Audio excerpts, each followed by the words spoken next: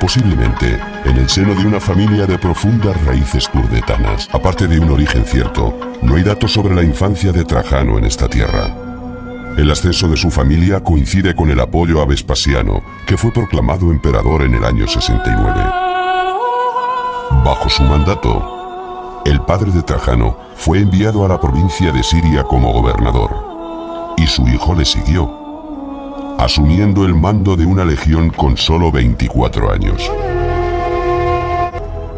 Siria era una región fundamental en el territorio romano. Abarcaba el Mediterráneo oriental, haciendo frontera con el temible reino de los partos y el estado vasallo de los nabateos. Esta posición estratégica convertía a las ciudades sirias en centros de ebullición cultural y económica. Además de sus exóticos mercados, las capitales sirias habían levantado imponentes edificios públicos y un sistema viario que facilitaba el tránsito comercial entre ellas.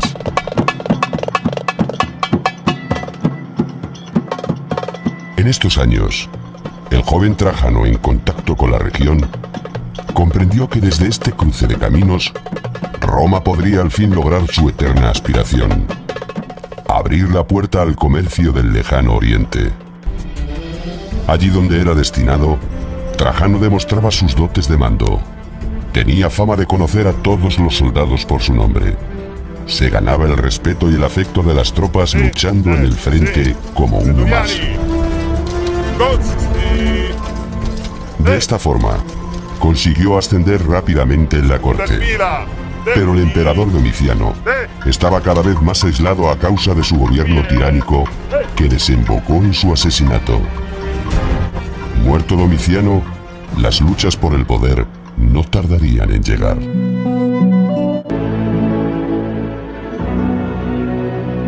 El plan era convertir a Trajano en el gobernador de la Germania Superior, al mando de un potente ejército con el que hubiera podido invadir Italia.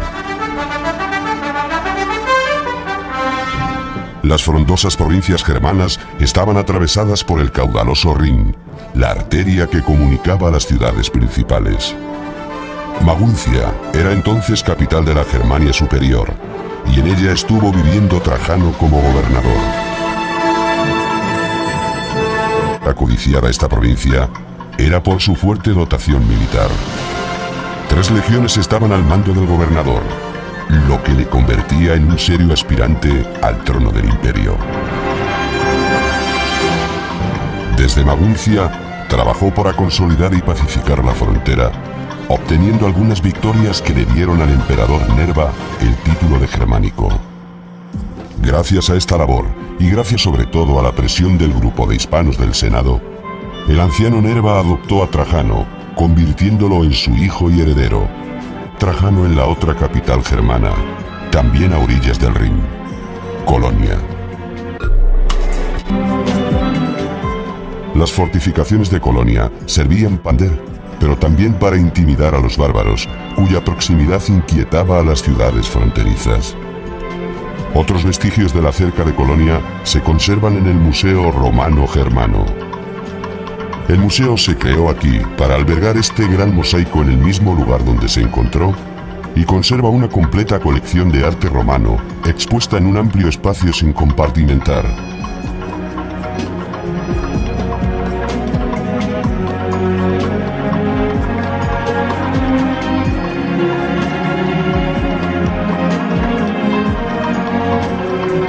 Cada 2 veranos se organizan aquí actuaciones que representan las fiestas y juegos romanos. Gladiadores, soldados, músicos y bailarines. Todos actúan en una puesta en escena que devuelve la vida a la vieja Colonia Ulpia Traiana. En realidad, con ella el emperador se aseguraba la estabilidad en este rincón apartado de Roma. No solo garantizaba la presencia militar, sino que los veteranos del ejército conseguían el diploma tras 25 años de servicio, regularizaban su situación con sus mujeres e hijos, y la mayoría adquirían la ciudadanía romana para afincarse en la zona. Al ser Colonia Ulpia Traiana una ciudad volcada al río, se creó junto al puerto un gran templo que recibía a los viajeros llegados del Rin, y que hoy podemos imaginar gracias a la reconstrucción del parque. Estas dependencias pertenecían a la posada de la ciudad, que también ha sido recreada fielmente a través de ejemplos conocidos de mobiliario y de pinturas murales. Cuando Trajano le otorga el rango de colonia, comienza un programa constructivo que dotó a la ciudad de un gran recinto amurallado e imponentes edificios públicos para espectáculos como el anfiteatro. Desde que recibió la noticia de la muerte de Nerva, Trajano permaneció en Germania durante casi 2 años, hasta el 99. Solo cuando supo que la frontera del Rin era segura, volvió a Roma para hacer su entrada triunfal, convertido en emperador y con el título honorífico de germánico que le acompañaría el resto de su vida. La vieja aspiración hispana se había hecho al fin realidad. Su poder había llevado a uno de los suyos desde la Bética a la corte de los Césares. Aquella ciudad de los Césares estaba en pleno apogeo cuando un día de otoño, en el año 99, se engalanó para recibir a Marco Ulpio Trajano, que llegaba desde Germania casi 2 años después de ser proclamado emperador. Aún así, su estancia aquí iba a ser muy corta, pues su primera gran decisión imperial fue declarar la guerra a un reino que amenazaba la hegemonía romana en las orillas del Danubio, la Dacia, que hoy equivale prácticamente a Rumanía. De alguna forma, los rumanos valoran a Trajano como una especie de padre de la patria, y formar parte del Imperio Romano también se ha convertido en un argumento histórico para defender la entrada del país en la Unión Europea.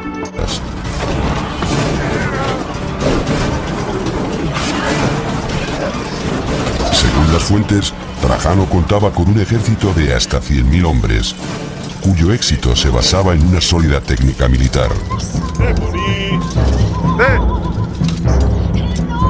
Cuidando al detalle desde la estrategia del primer general hasta el adiestramiento del último soldado.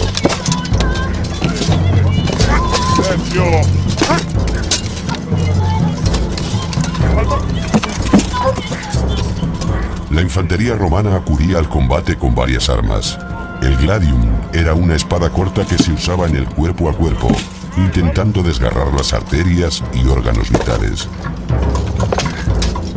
Abrochado a la derecha, se desenvainaba con la mano del mismo lado, sin que estorbara el escudo que servía para defender y también para atacar.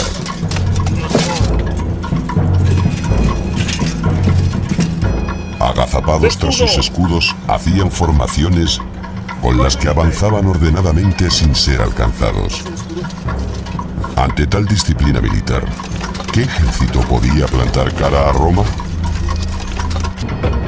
Mientras Trajano cruzaba el Alto Danubio dirigiéndose a la capital, Sarmicegetusa Regia, otro contingente, penetraba por el Valle del Olt, desde la provincia romana de Mesia Inferior. La batalla más sangrienta y decisiva tuvo lugar precisamente aquí, cuando Decébalo, en pleno invierno, contraatacó a los romanos por sorpresa en su propio terreno. La situación era delicada, pero aquel año el invierno fue suave y el Danubio no se heló, lo que permitió a Trajano acudir a socorrer a sus tropas a tiempo. A victoria, el emperador mandó levantar un gran monumento dedicado al dios guerrero Mars Ultor, Marte Vengador, que llamó el Tropeum Traiani. En la Edad Media, los turcos confundieron el monumento con una iglesia, y desde entonces la localidad se conoce como Adamklisi, literalmente la iglesia del hombre. Sin embargo, se trata de un monumento coronado por un trofeo con vestimenta militar romana, y a sus pies, la imagen de los dacios vencidos. Tiene la importancia de ser el primer testimonio gráfico de la guerra dácica. Sus 54 relieves centrales narran episodios de la gran batalla, subrayando el despliegue militar y el valor de los soldados romanos. El mensaje estaba claro: aquel que osara desafiar a Roma pagaría el mismo precio. Trajano fortaleció el valle del Bajo Danubio con nuevas fundaciones y aquí, junto al trofeo, reconstruyó la antigua ciudad, dotándola de fuertes murallas. Gracias a la batalla de Abanclisi, la primera guerra dácica fue un éxito. Ahora podía afrontar con garantías la conquista total de la Dacia. El tiempo entre la primera y la segunda guerra dácica, Trajano lo dedicó a mejorar las vías de comunicación en la parte ya conquistada. La obra más monumental se llevó a cabo en la pequeña ciudad de Drobeta, en la frontera con Serbia. Se trata de un puente de más de 1 kilómetro de largo que cruzaba el Danubio.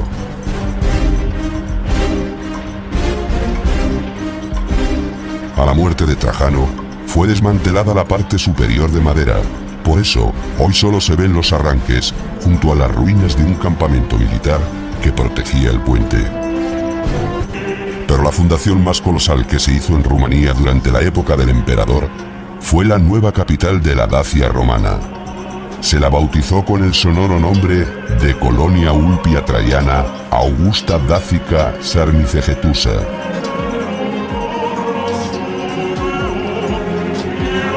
Esta se convirtió en el nuevo centro del poder romano en el corazón del territorio conquistado, a pocos kilómetros de la antigua capital dacia.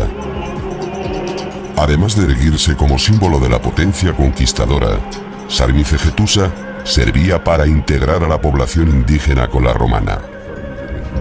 El pequeño museo de Sarmizegetusa contiene una gran colección de epigrafía donde se encuentra la inscripción fundacional de la ciudad dedicada al emperador. Sin duda, la conquista de Dacia fue la consagración de Trajano, que recibió en su honor el título de dácico. Devolver el imperio a la época de las grandes gestas era una oportunidad única de hacer propaganda política. Así, las empresas militares pasaron a formar parte de la iconografía de los principales edificios públicos. Roma se preparó para unas fiestas que duraron más de 100 días. El botín de los tesoros dácicos serviría para costear la primera obra monumental de Trajano en la capital. A los grandes espacios públicos creados en época republicana y del Alto Imperio, se añadiría ahora el mayor de todos los foros, obra de Trajano y de su arquitecto Apolodoro de Damasco.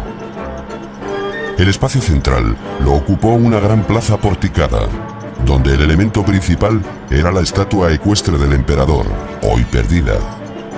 Más allá de la plaza se alzaba la Basílica Ulpia, un edificio monumental donde se administraba justicia, con columnas de granito de una sola pieza traídas de Egipto.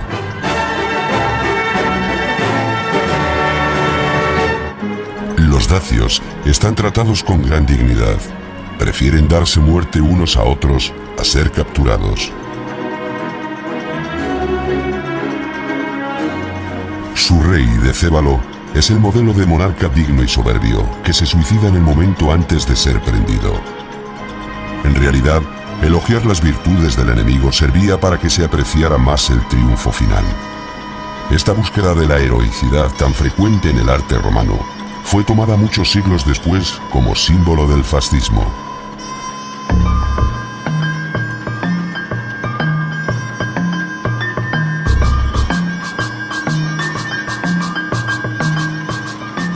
En el moderno barrio de Eur, se concibió para la Exposición Universal de 1942 un museo que evocara la gloria de Roma, mostrando la etapa imperial como paradigma de la Italia fascista. Se trata del Museo de la Civilización Romana.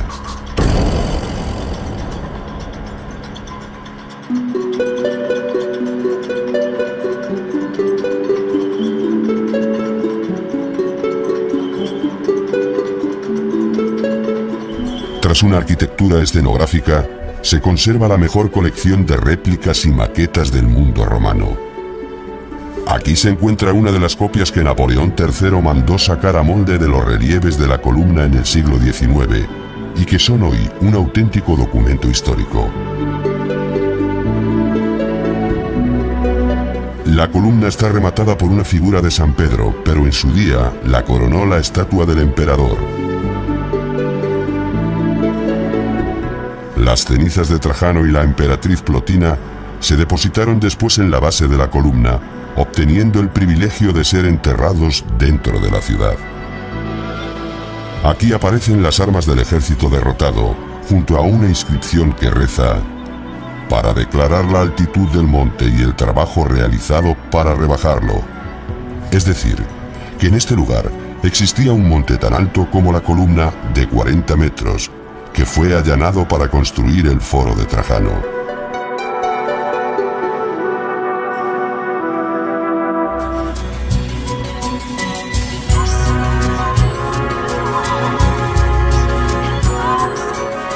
La columna estaba flanqueada por edificios que se han identificado como bibliotecas, pero también podrían ser templos dedicados al emperador y su mujer.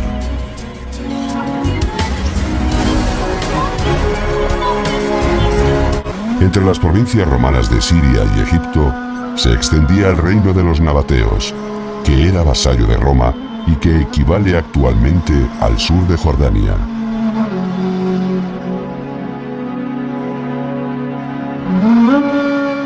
Los nabateos eran nómadas que gozaban de una posición privilegiada para controlar el paso de productos orientales como el incienso, las especias y los frutos exóticos.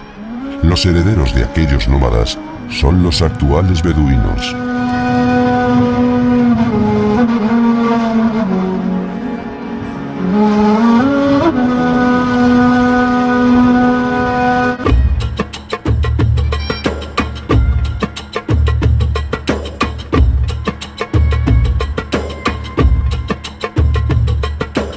Gracias a su función aduanera, en pocos siglos los nabateos habían construido entre las montañas una capital legendaria, Petra.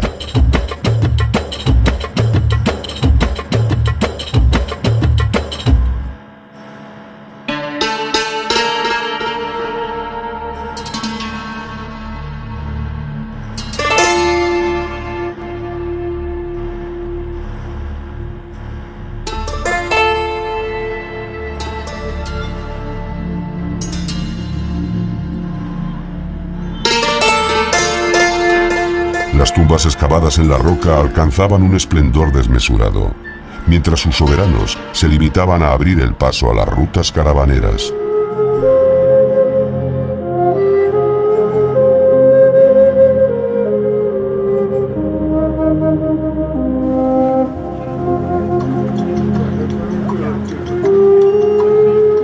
Hasta ahora, Roma había observado con indulgencia el crecimiento del reino debido al vasallaje al que estaba sometido. Pero en el año 106, Trajano decidió anexionarlo al imperio sin necesidad de lucha. Se creaba así la nueva provincia de Arabia, que abría otra puerta al intercambio comercial con Oriente. Trajano emprendió la construcción de una gran carretera que comunicaba el Mar Rojo con la ciudad de Bostra, atravesando de norte a sur la provincia recién creada. Esta fue bautizada como la Vía Nova Traiana. La vía, que en realidad aprovechaba un antiguo trazado llamado Ruta del Rey, tenía una espina central que sobresalía dividiendo los dos sentidos. Gracias a ella, las ciudades sirias sufrieron un fuerte impulso económico que se extendió durante todo el siglo II.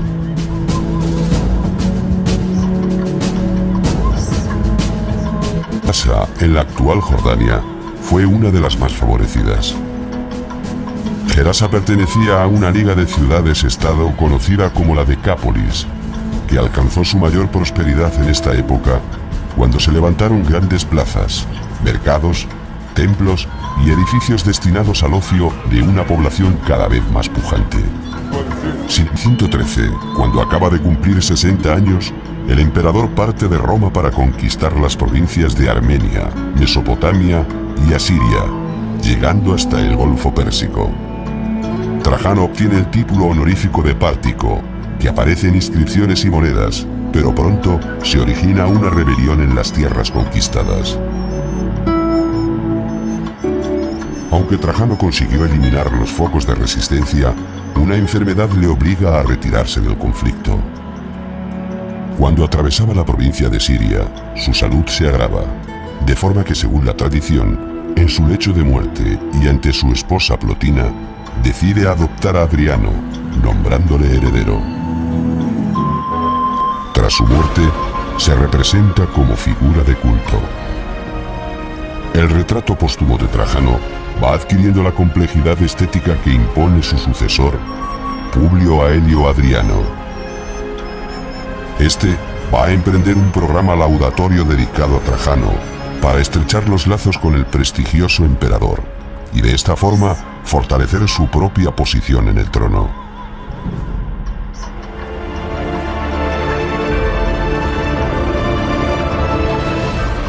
Uno de los lugares de culto al emperador Trajano se sitúa, como es lógico, en su ciudad natal, Itálica. Durante su mandato, Adriano proyecta una gran ampliación de la ciudad, construyendo imponentes edificios que giraban en torno al gran templo de Trajano divinizado, conocido como el Traianeum. A lo largo de 5.000 metros cuadrados se extendía una plaza porticada con el templo en el centro, rodeado de pedestales y estatuas. Itálica renacía así como ciudad orgullosa de su estirpe, de su condición de cuna de emperadores, como una hermana pequeña a 2.000 kilómetros de Roma. Había muerto Marco Ulpio Trajano, emperador que resucitó las ambiciones conquistadoras de Roma, el príncipe carismático que será el modelo de los monarcas venideros, el soldado piadoso que provocó la admiración de súbditos y enemigos, de su tiempo y de todos los tiempos. Había muerto el hombre, pero había nacido su leyenda.